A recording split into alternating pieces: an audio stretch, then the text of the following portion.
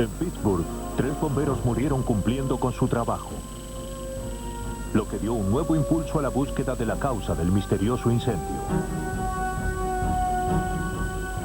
2 incendios sospechosos se produjeron al este de Baltimore esa semana. Los investigadores, perplejos, trataron de establecer una conexión. Para atrapar un sospechoso de incendio intencional, los investigadores deben basarse en las pruebas existentes en la escena del crimen. Pero ¿qué tipo de indicios puede sobrevivir a un infierno de 800 grados centígrados? Cuando se produce un incendio, este es repentino, inesperado, feroz y consume casi todo lo que encuentra a su paso. Sin embargo, con la ayuda de la ciencia forense, los investigadores pueden reconstruir lo que ha quedado y extraer la verdad de las cenizas.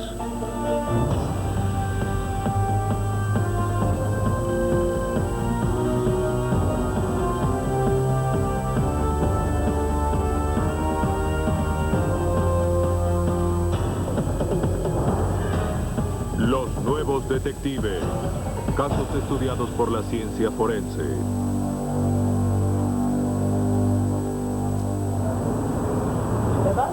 Hoy presentamos Desde las cenizas.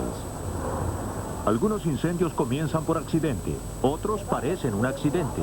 La tarea del investigador es descubrir la diferencia.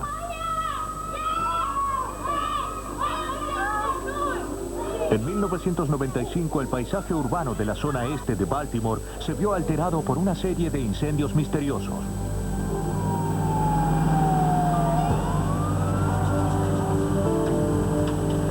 En julio, los bomberos llegaron a Rose Street 1311 y encontraron la casa completamente rodeada por el fuego. Nadie vivía ahí, pero el incendio causó una víctima. Un vagabundo se había refugiado ahí esa noche en una habitación del piso superior. La intrusión le costó la vida.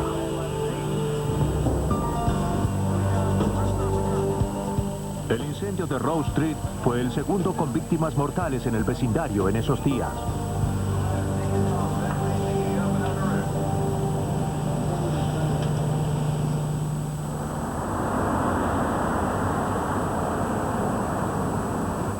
Una semana antes, los vecinos habían informado acerca de una explosión que destruyó un angosto edificio a unas cuadras de Lombard Street.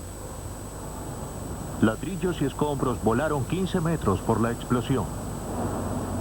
Una mujer que vivía al lado tuvo un paro cardíaco como consecuencia de la explosión y más tarde murió. Los departamentos de policía y bomberos de Baltimore llamaron a la ATF, Oficina de Alcohol, Tabaco y Armas de Fuego, para que estudiara los sospechosos incendios. El agente James Tanda condujo la investigación. Fue una explosión masiva. Son casas de 3 pisos de ladrillos iguales a ambos lados de la calle Lombard. Esta unidad está a mitad de calle y cuando explotó, todo el edificio se cayó y el incendio fue devastador. Si hubiera habido alguien más, además del incendiario ese día, no habría sobrevivido.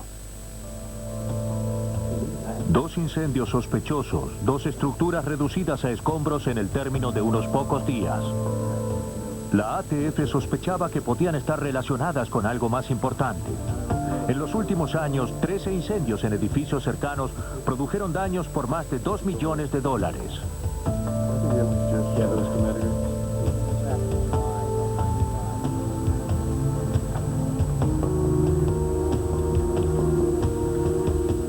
En esta oportunidad en que los incendios causaron 2 muertes, la investigación cobró otro ritmo. ¿Notaron algún tipo de olor o algo? Sospechando que estaban en presencia de un incendiario serial, la ATF y el grupo de incendios intencionales de la policía quisieron establecer si los incendios habían sido intencionales y si había alguna relación entre ellos. Se le asignó el caso al investigador de incendios intencionales Mark Profili, un criminalista de la policía de Baltimore. La gente se pregunta cómo es posible que en un poco de basura encontremos pruebas. Y nosotros creemos que el fuego no destruye las pruebas, sino que las crea. El fuego siempre marca su camino. Los patrones de humo y quemado son el primer indicio en cualquier lugar. A medida que las llamas se mueven en un edificio, van dejando huellas claras que pueden llevar al ojo entrenado al punto de origen. Sí, sí. Sí. Los investigadores necesitan saber a dónde comenzó el fuego antes de poder establecer qué lo Fue causó. un gran incendio. Sí, lo fue. ¿Listo para un nuevo ángulo? Sí. El punto de origen es esa zona del fuego, el punto exacto en que los tres elementos del fuego se unen. Es decir, el combustible, el calor y el oxígeno. Desde el punto de vista del forense, esa es la zona en la que buscará las pruebas físicas de los residuos del líquido inflamable que se derramó. Lo que los investigadores encontraron cuando estudiaron el piso fue una zona circular que se había quemado mucho más profundamente que la madera circundante. El patrón sugería que ese era el punto de origen. Por la madera hasta puede decirse que una persona trajo la gasolina. En ese lugar se había empapado la madera con un líquido inflamable, un catalizador. Los bordes de la quemadura donde el efecto de arrastre de la madera se detiene es un buen lugar para tomar muestras. Y esto define dónde comienza y termina el derrame. También las quemaduras en las ranuras de la madera nos mostrarán que probablemente se haya derramado un líquido inflamable aquí. Lo que refuerza mi teoría de que es un líquido inflamable es que se puede seguir y ver que el daño en el piso da la vuelta y sale, y se desparrama por aquí. Lo que me sugiere que quizás el incendiario derramó un poco de líquido inflamable, un poco aquí, caminó hacia la puerta del frente, tiró líquido en una zona amplia, dejó el recipiente en cualquier lugar y luego se fue. Mientras se realizaba la investigación en la calle Rose, la ATF convocó a un especialista. Tipper, una perra entrenada para oler restos de catalizadores, comenzó a trabajar. Ella ayuda a los investigadores a identificar las similitudes entre los incendios, ubicando el lugar en que se derramó el líquido inflamable. Con un sentido del olfato 200 veces más sensible que el humano, estos perros pueden descubrir rastros ínfimos de catalizadores. ¿Dónde está? Encuéntralo. Busca. Muy bien, esta es mi muchacha. Busca aquí, sí. Bien, buena muchacha. Esto reduce en gran medida el tiempo necesario para analizar las pruebas recolectadas al azar. ¿Dónde está? Aquí. Buena chica, busca. Allí. Muy bien, aquí. Bien. Cuando Tipper encuentra lo que busca, se sienta y pone su hocico en el lugar donde hay más líquido. Buena chica. Y les dice a los investigadores exactamente qué muestras deben reunir.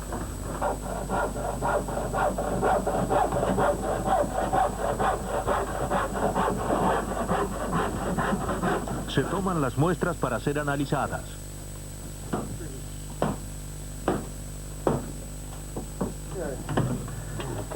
Córtalo y ponlo en el recipiente. Perfecto. Los catalizadores inician el fuego con una rapidez devastadora, pero no se consumen fácilmente. Si la madera no se hubiera hecho cenizas, restos del vapor permanecerían en ella. Es pino. Pino. El agua de la manguera de la autobomba la sella dentro del material.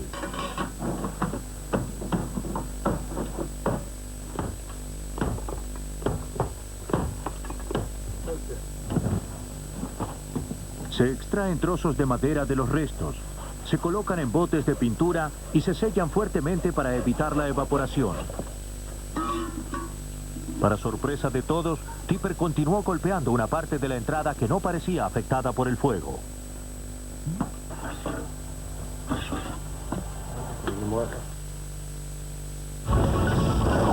Enviaron al laboratorio de la ATF en Baltimore muestras de esa parte junto con las otras.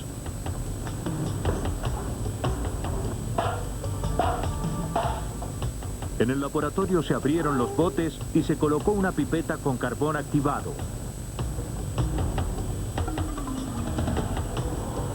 Si hay catalizador en la muestra, el carbón lo absorbe al evaporarse.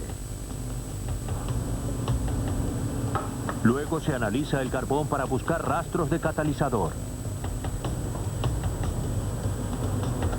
Los análisis confirmaron que la gasolina fue el combustible usado en el incendio de la calle Rose.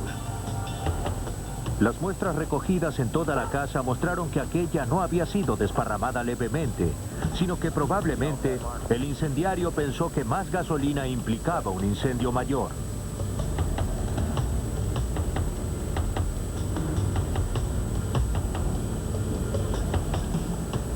Pero esa no es la forma en que trabaja el fuego.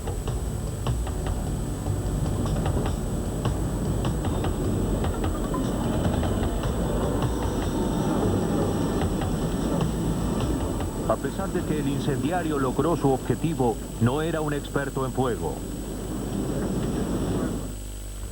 Es necesario tener la mezcla correcta de combustible y aire para que el fuego arda al máximo posible, y ellos derramaron demasiada gasolina. Quizás no había suficientes ventanas abiertas y derramaron de más. Aquí abajo. Aquí abajo. Bien aquí abajo, busca. Una de las pruebas más importantes fue el trozo de piso no quemado que encontró Tipper. La ATF encontró rastros de catalizador, pero eran leves y estaban lejos del lugar donde se produjo el incendio. Muéstrame. Alguien había tratado de incendiar este edificio antes. Buena chica. ¿Podría el curioso descubrimiento de Tipper llevar a los investigadores a descubrir una serie de incendios intencionales? Busca, busca. En el cuarto del centro. Con la ayuda del especialista canino, los investigadores descubrieron que el 1311 de la calle Rose ya había sido incendiado antes. 2 años atrás, el propietario del edificio, Robert Milligan, había recibido varios miles de dólares por un seguro contra incendio. ¿Recibió dinero por esto? No que yo sepa. La policía de Baltimore visitó a Milligan, un empresario, propietario y administrador de unidades de alquiler de bajo precio. ¿Lo hizo en forma seria? Bueno, no parece haber sido muy normal. Y Él le dijo a los investigadores que los incendios podían haber sido provocados por los locatarios enfadados por notificaciones de desalojo. qué coincidencia. Entretanto, una investigación de la explosión de la calle Lombard descubrió que también había sido provocada por una saturación de gasolina. Pero en este caso, la gasolina fue desparramada con un rociador de venenos encontrado en el lugar. La alta concentración de gas en aerosol fue lo que causó la explosión. Parecía que el incendiario había tratado de mejorar su técnica. Casi una huella. El grupo de incendios intencionales del Departamento de Policía de Baltimore interrogó a los habitantes con la esperanza de encontrar un sospechoso. Oficial Sinclair, Departamento de Policía de Hola, Baltimore. mucho gusto. Los habitantes de la calle Rose informaron que los habían desalojado antes de que comenzara el incendio. Soy la vecina de al lado, perdí todo.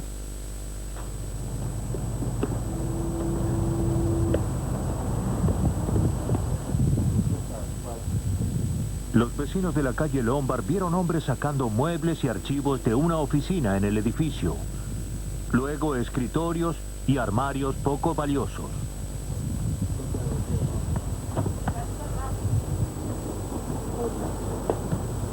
Después que se fue de su casa, ¿vieron hacia dónde iba?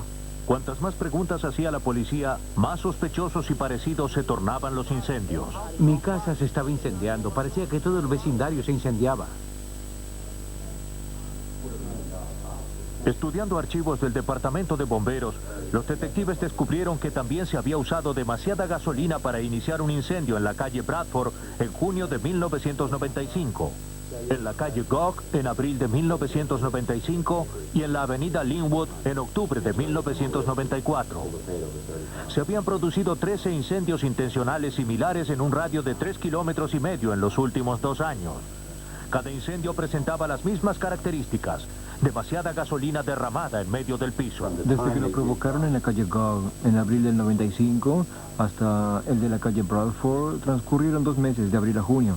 Y desde el de la calle Bradford hasta el de la calle Rose solo 2 días. Desde el 28 de junio al 1 de julio y del 4 de julio al 10 de julio. En 2 semanas provocaron 5 incendios intencionales e intentaron 5 más. Aparentemente, además de la ubicación y su destino, los edificios no tenían más cosas en común. Los propietarios no eran los mismos. Si este fuera un patrón de incendios intencionales para obtener ganancias, habría que investigar mucho en los archivos para descubrirlo. La policía y la ATF comenzaron investigando los antecedentes de Robert Milligan, propietario del edificio de la calle Rose, y se enteraron de que tenía muchos problemas económicos. Sus negocios y las rentas de sus propiedades no andaban bien. Su deuda superaba los $60,000. Los investigadores estudiaron todas las propiedades que Milligan había tenido. Los nombres de delincuentes conocidos aparecían permanentemente como socios comerciales. El paso siguiente fue descubrir si alguno de esos hombres tenía edificios que se habían incendiado. Utilizando declaraciones bancarias y denuncias de seguros y de los departamentos de policía y bomberos, los investigadores lentamente unieron las partes de una serie de pagos por seguros que relacionaban a Milligan y sus socios comerciales con los 13 incendios.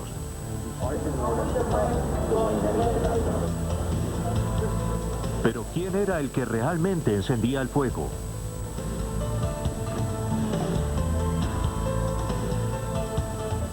La investigación reveló que uno de los socios comerciales de Milligan acababa de ser encarcelado por robo. Los oficiales fueron a la prisión de Maryland para entrevistarlo.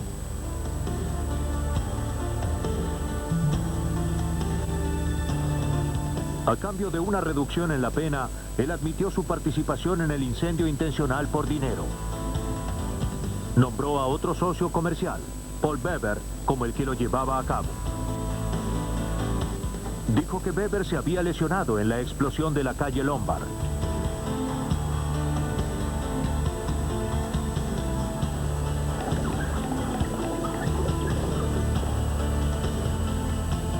El informante le dijo a la policía que Weber había modificado su patrón habitual y había utilizado un rociador de veneno para saturar la casa de la calle Lombard. Pensó que iba a ser un trabajo rápido, pero subestimó su potencia y quedó por un momento atrapado en las llamas. Weber pudo escapar y desapareció con la ayuda de Gary, el hermano de Robert Milligan.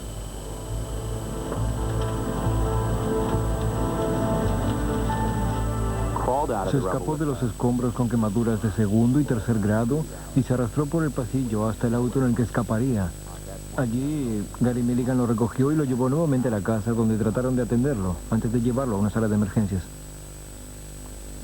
En cuanto Weber salió del hospital, se escondió. Pero fue encontrado, aprehendido y arrestado. Estaba sorprendido, muy sorprendido de que lo atraparan, de que todo hubiera terminado. Estaba muy sorprendido. Había escapado durante tanto tiempo y había estado relacionado con la delincuencia desde que tenía 16 años. Y ahora, a los 32, al ser aprehendido, sabiendo que lo acusaban de incendio intencional, conspiración, intento de homicidio y unos cuantos delitos más, sabía que su vida estaba terminada. Para cerrar el caso, la ATF debía encontrar la forma de relacionar a Robert Milligan con el plan del incendio. Se le tendió una trampa.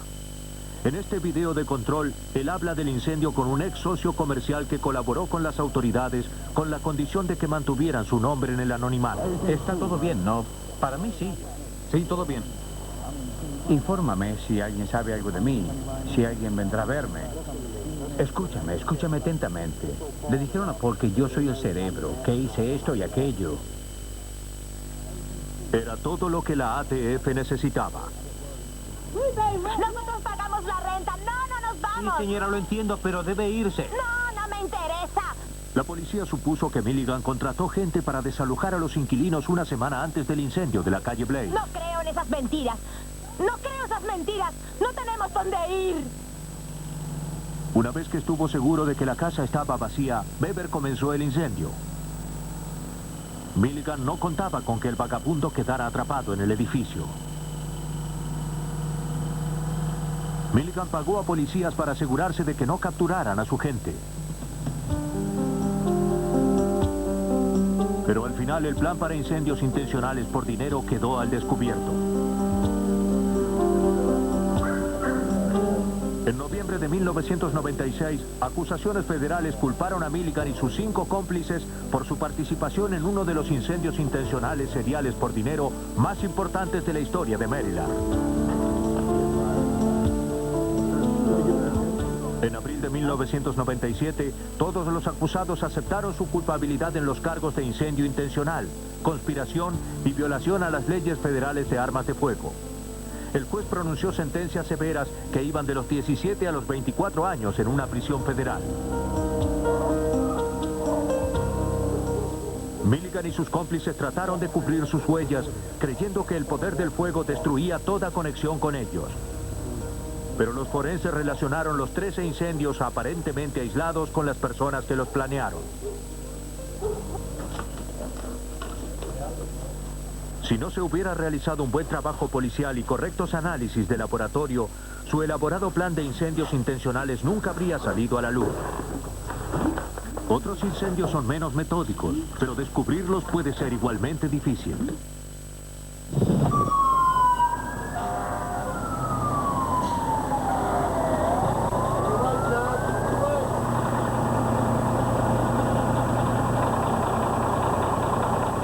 El 18 de noviembre de 1992, el Departamento de Bomberos de Reno, Nevada, fue avisado de un incendio importante. Las llamas destruyeron el edificio de la Asociación Médica de Salud Mental. Le llevó a los bomberos más de 10 horas dominar las llamas. El fuego destruyó el edificio de 3 pisos y los costosos equipos médicos que había dentro.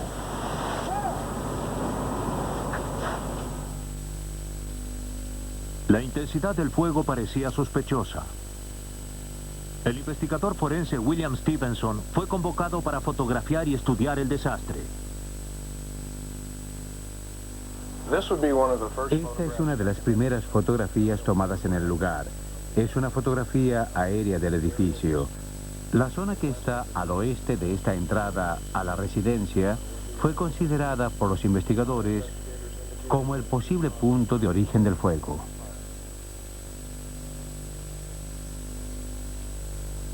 Una vez extinguido el fuego y declarado seguro el edificio, el inspector de incendios Bill Burney estudió los restos. Sospechaba que se había utilizado un catalizador. Y pensé que no era muy factible que hubiera tanta agua en la entrada, ver llamas arriba del agua. Una casa típica arde a unos 430 grados centígrados.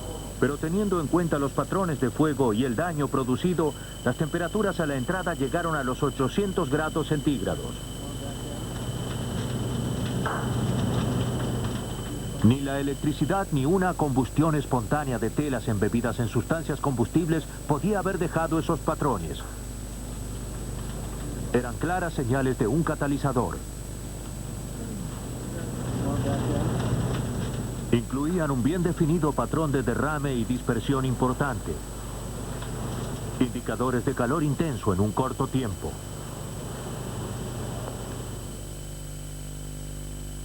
Burney y Stevenson buscaron algo que pudiera unir al incendiario con la escena del crimen. A pesar del cuidadoso estudio de Stevenson del daño causado, no aparecían pruebas concluyentes. Lo que no lo sorprendía. La intensidad de las llamas impedía a los bomberos entrar al edificio. Entonces estos recibieron la orden de inundarlo desde afuera.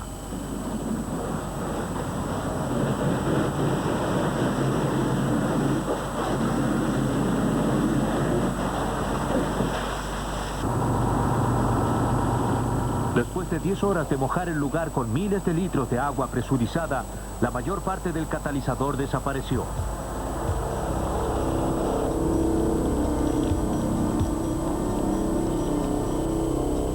Los investigadores centraron su atención en la puerta del frente, el aparente epicentro de las llamas. Cerca de ella había una ventana destrozada. Burney sospechaba que había sido allí donde el incendiario había volcado el catalizador. Decidí que el punto de entrada, como empezó el fuego, es que el sospechoso utilizó un recipiente con líquido inflamable, posiblemente 8 o 10 litros de gasolina, y rompió una ventana, y con esto derramó la gasolina a través de ella, y posiblemente se haya cortado el dorso de las manos o una parte de ellas. Había mucho combustible. Si Bernie estaba en lo correcto, el que había roto la ventana podía haberse cortado mientras lo hacía. ¿Podría haber sangre del incendiario en el lugar? No parecía posible. Aun si se hubiera lesionado gravemente, las pruebas se habrían diluido en el agua o estarían demasiado sucias. Mientras los investigadores registraban el lugar en busca de pruebas, la gran ayuda llegó desde el otro lado de la ciudad. Los investigadores Bernie y Stevenson estaban desalentados por la falta de pruebas en el edificio de la Asociación de Salud Mental de Reno. El fuego comenzó allí abajo. Pero cuando terminaron su inspección, se enteraron de un tiroteo en un establecimiento de salud mental en otro lugar de la ciudad. Los médicos que tenían consultorios en el edificio quemado también trabajaban en ese lugar. Por las entrevistas con el personal, los investigadores encontraron un sospechoso de los disparos, James Thomas Manassas, un conductor de taxi de 57 años que vivía a 5 calles del lugar. Su mujer, una paciente psiquiátrica, vivía en el edificio. Me siento mejor si está conmigo. Él creía después de 2 años que ella solo empeoraba. Hizo grandes progresos. Quiero que vuelva a casa. Cálmese. Tiene que volver a casa conmigo. Cada vez más frustrado se volvió contra los médicos, a quienes consideraba responsables del agravamiento de su mujer. Me ocuparé de ella. Cálmese, señor. Me ocuparé de ella. Está molestando a su mujer. Exigió que dejaran ir a su mujer y amenazó con resolver las cosas a su manera. Los médicos se rehusaron. Durante casi 2 años antes del incendio, Manassas continuó presionando a los médicos por la atención que le daban a su mujer. No puede verla hoy. Usted sabe cuáles son las horas de visita. De acuerdo con uno de los psiquiatras, Manassas profirió amenazas de muerte y prometió quemar el edificio. Usted comprende, conoce las normas. No, quiero ver a mi mujer esta noche. ¿Está todo bien, doctor Aquil? El 18 de noviembre, 5 horas antes del incendio intencional en los consultorios de salud mental, alguien disparó 2 veces a través de las ventanas de dicha institución, hiriendo a 2 médicos. El que disparó desapareció sin que lo vieran. Bueno, René, ¿desde dónde estaba? ¿Qué vio? La policía decidió controlar a James Manassas. Casi estaba de pie frente a mí.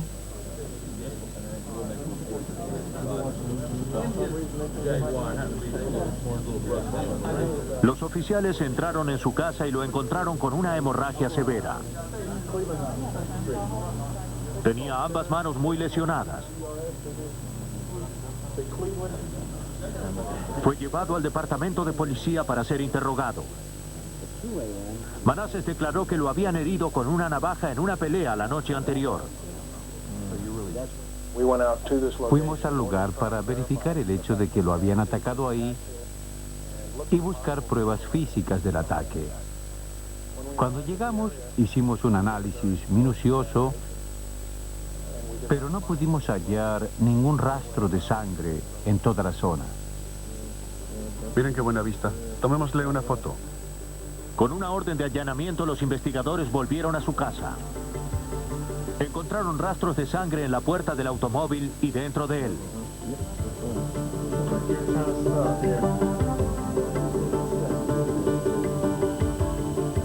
En la casa descubrieron que Manassas no había hecho nada para ocultar la gran cantidad de sangre.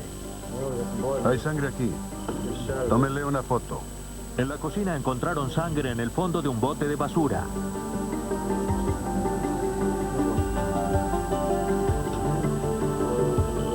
En el cuarto descubrieron un par de pantalones y una toalla ensangrentados.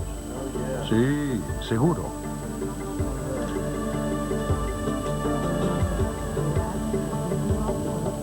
Teniendo en cuenta sus heridas sospechosas, la coartada poco creíble y las amenazas contra las dependencias de salud mental, la policía creyó que tenía motivos suficientes para arrestarlo. Inició el fuego dentro del edificio y al salir... La única prueba física que lo relacionaba con la escena del incendio era la sangre de sus heridas si sobrevivían al infierno. Si hubiera habido sangre en el lugar, se habría calcinado en el cemento. Los investigadores tomaron 15 centímetros de restos quemados y luego limpiaron suavemente la entrada del edificio. A medida que se sacaban capas de restos, Una serie de gotas marrones que parecían sangre se hicieron visibles. Se marcó cada una de ellas. Las gotas iban de la ventana destrozada hasta los escalones del frente. Para poder obtener toda la información posible de ellas, juntaron tantas como pudieron.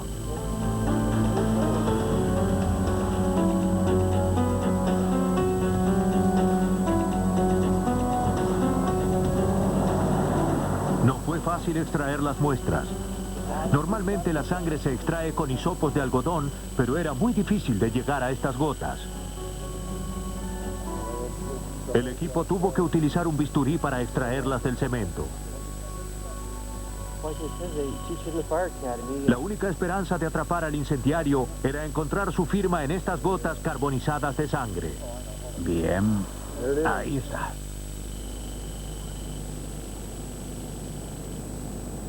Las muestras de sangre extraídas de los escalones quemados del edificio de salud mental fueron enviadas al laboratorio para delitos de la oficina del comisario del condado de Washoe para su análisis. El departamento de serología hizo un análisis preliminar para confirmar que la sangre era humana. Las muestras fueron luego enviadas a la criminalista René Romero para que estudiara la posibilidad de poder extraer el ADN de ellas. No creíamos poder obtener resultados. Las manchas parecían algo que venían del fondo del carbón. Y las altas temperaturas destruyen el ADN. De hecho, el calor había sido muy destructivo. Pero a pesar de las temperaturas superiores a los 800 grados centígrados, Romero pudo determinar el ADN en 3 de las 11 muestras.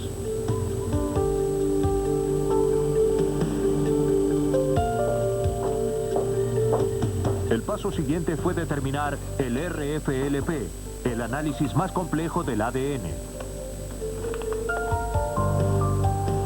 Se utiliza con más frecuencia cuando la muestra está en malas condiciones o es muy pequeña. Al exponer las muestras a la radiación utilizando una serie de residuos radioactivos, se puede establecer el ADN. Tomó 3 meses hacer el análisis. El procedimiento de RFLP solo funcionó en una de las 3 muestras de ADN. El modelo de barras generado fue comparado con el de la sangre de James Manassas.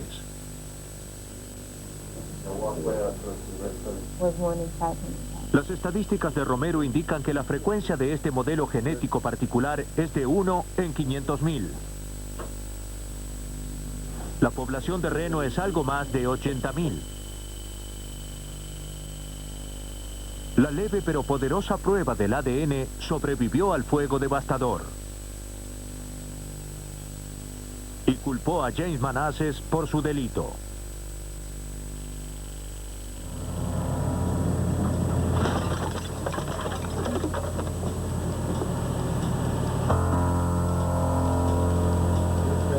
Por el delito de incendio intencional y el ataque con armas a la clínica, James Manassas fue sentenciado a 76 años en prisión. Con 4 litros de gasolina y un cerillo, el truco de Manassas se convirtió en un delito demasiado costoso, causando daños por $4,5 millones de dólares. Por fortuna, el incendio no cobró ninguna vida. El precio más alto se paga cuando los incendios provocan víctimas fatales. Después de la medianoche, el 14 de febrero de 1985, el Departamento de Bomberos de Pittsburgh envió una autobomba a la calle Briselin 8361. El capitán Thomas Brooks y los bomberos Patricia Conroy y Mark Olenda entraron a la casa y bajaron al sótano por la escalera.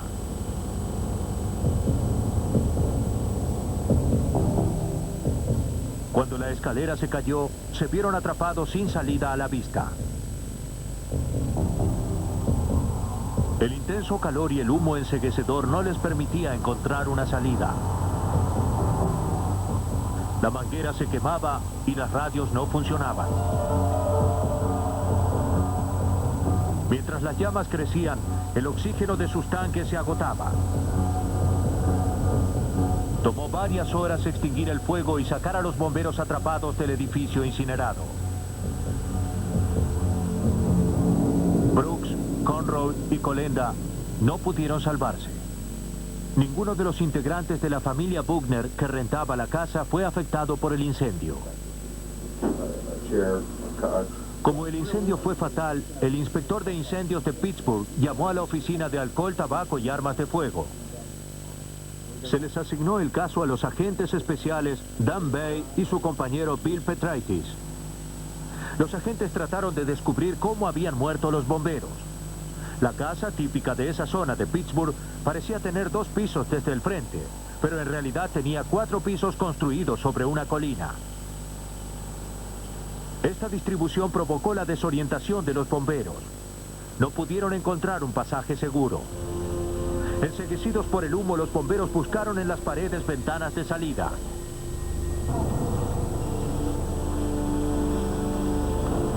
Como no pudieron encontrar hendiduras, creyeron que estaban atrapados bajo tierra.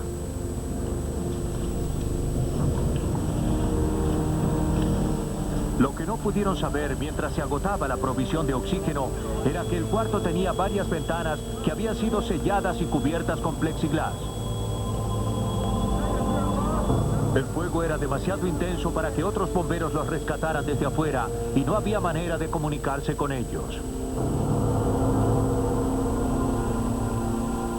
Ninguno de los 3 bomberos se salvó.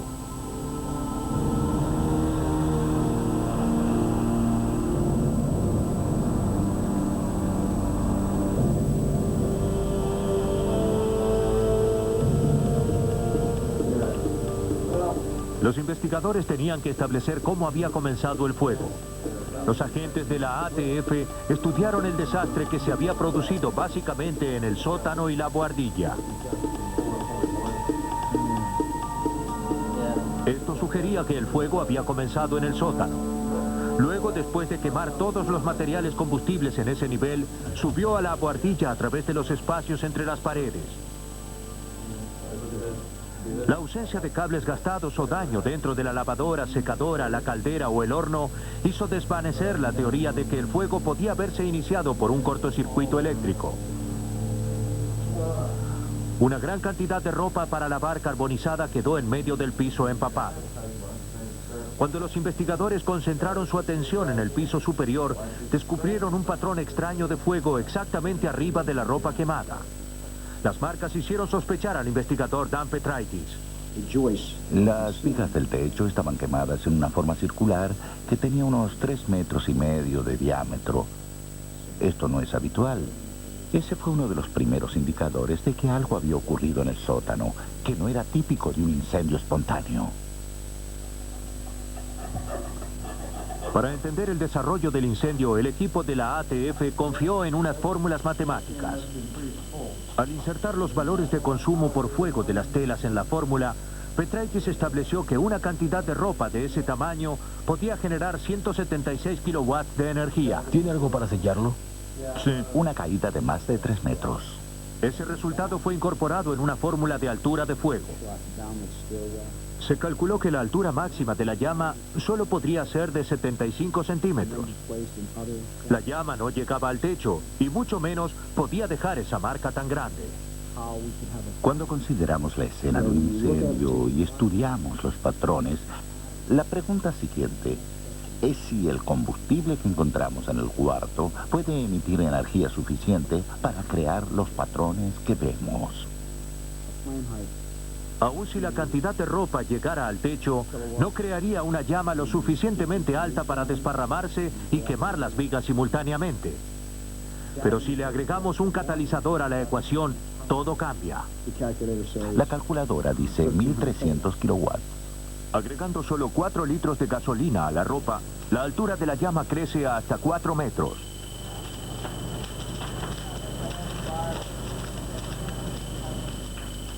Este modelo correspondía con el patrón de fuego de los techos y las vigas. No había posibilidades de que esa cantidad de ropa pudiera provocar un incendio tan fuerte como para quemar el techo, a menos que hubiera sido rociado con un catalizador. Pero reunir pruebas para probar el caso sería difícil. Los restos de ropa quemada habían estado en el agua durante varias horas. El piso del sótano era de cemento. Como no es inflamable, no es posible establecer un patrón de derrame. Suficiente, ¿por qué no llevan eso al laboratorio? Si este caso podía resolverse, eso se haría en el laboratorio.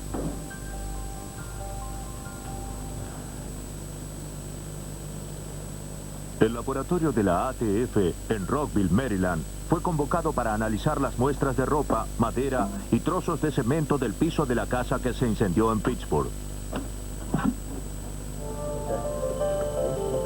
El análisis consiste en insertar una banda cubierta con carbón en el recipiente, mantenida en el lugar por un imán. Luego se calienta el recipiente a 38 grados centígrados.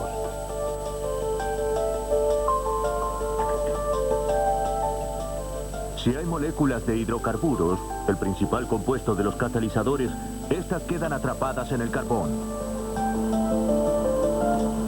Se disuelve la banda en disulfuro de carbono y la solución resultante se inyecta en un cromatógrafo a gasolina. El instrumento muestra la composición química de la sustancia. Kinnar comparó el patrón de picos y mesetas con uno de gasolina evaporada. Si los patrones coincidían, había gasolina en la muestra.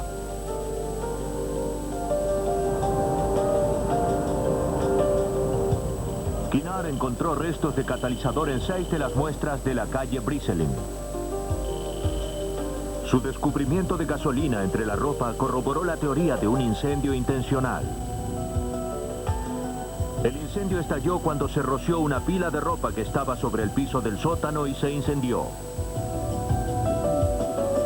Ahora había que descubrir quién lo había hecho y por qué.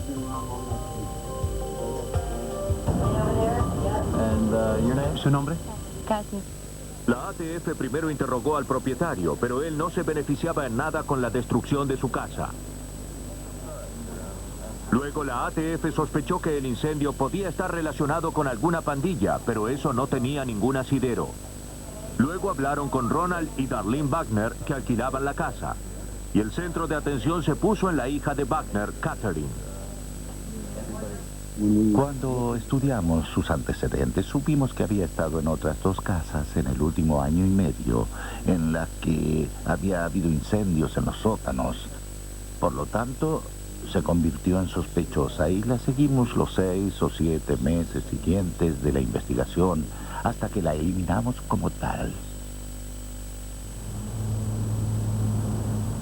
A medida que continuaba la investigación, la ATF supo que los Wagner querían comprar la casa.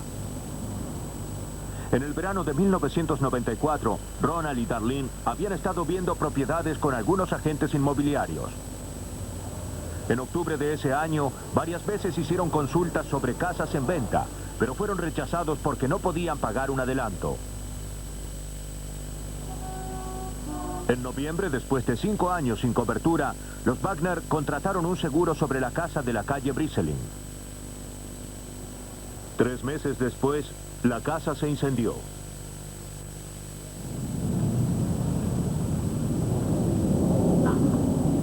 La compañía de seguros pagó $20,000 por el siniestro. Lo que la compañía no tuvo en cuenta fue que el día después del incendio, los Wagner retomaron su búsqueda de casa con nuevo entusiasmo. En cuanto recibieron un cheque de la compañía de seguros, hicieron el pago por adelantado por una casa que querían comprar desde el año anterior. Imágenes de archivo. El motivo tomaba cuerpo. Los investigadores sospechaban cada vez más de Darlene Wagner y su hijo Gregory Brown. Darlene dijo que la noche del incendio, ella y su hijo habían ido a comprar verduras. Cuando regresaron, encontraron la casa en llamas. Sin embargo, los vecinos habían visto a Gregory Brown fuera de la casa, contemplando el incendio antes de que llegaran los bomberos. Otro vecino vio a Darlene en su automóvil sola esa noche. Gregory fue arrestado por estupefacientes. Estuvo detenido 90 días.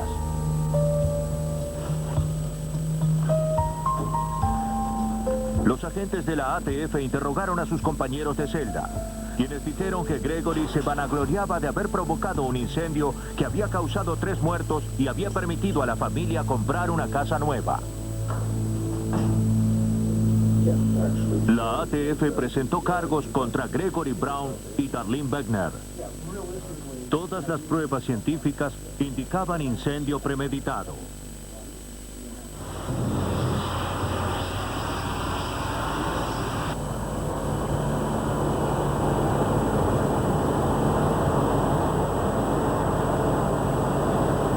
Imágenes de archivo. El jurado declaró a Gregory Brown culpable de 3 cargos por homicidio en segundo grado, 2 cargos por incendio intencional y defraudación a la compañía de seguros. La sentencia fue de 3 cadenas perpetuas consecutivas. Darlene Wegner fue declarada culpable de defraudación, pero no de los otros cargos. Fue condenada a 3 años de prisión y libertad bajo palabra y a pagar una multa de $5,000.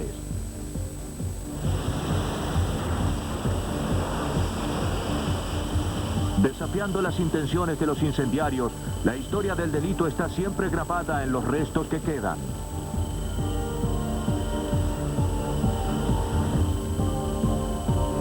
Con la ayuda de las computadoras, perros entrenados, análisis químicos y una astuta observación, los investigadores forenses pueden reconstruir el crimen y leer la historia en sus cenizas.